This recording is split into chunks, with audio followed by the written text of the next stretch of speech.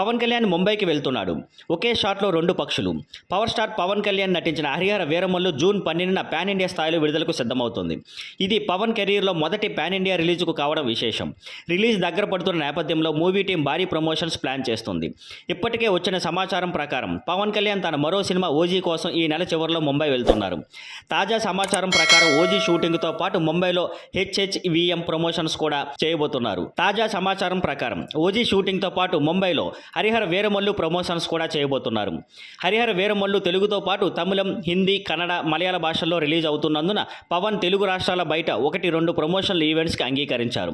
Producer AM రత్నం ముంబైలో పవన్ కళ్యాణ్తో promotional event plan చేస్తే నార్త్ ఇండియాలో సినిమాకి మంచి బజ్ వస్తుంది. ఇటీవలి కాలంలో పవన్ కళ్యాణ్ సనాతన ధర్మం కోసం చేస్తున్న ప్రచారంలో నార్త్లో మంచి ఫాలోయింగ్ సంపాదించారు. అక్కడ ఆయనను సనాతన రిఫార్మర్గా గుర్తిస్తున్నారు. ఈ నేపథ్యంలో హరిహర వీరమల్లు కథ కూడా మొఘల చక్రవర్తి ఔరంగజేబ్ కాలంలో ధర్మాన్ని రక్షించడానికి జరిగిన పోరాటంగా ఉండటం విశేషం. పోస్టర్లపై బ్యాటిల్ ఫర్ ధర్మ అనే ట్యాగ్ లైన్ ఉండటం కూడా ఇదే విషయాన్ని హైలైట్ చేస్తోంది.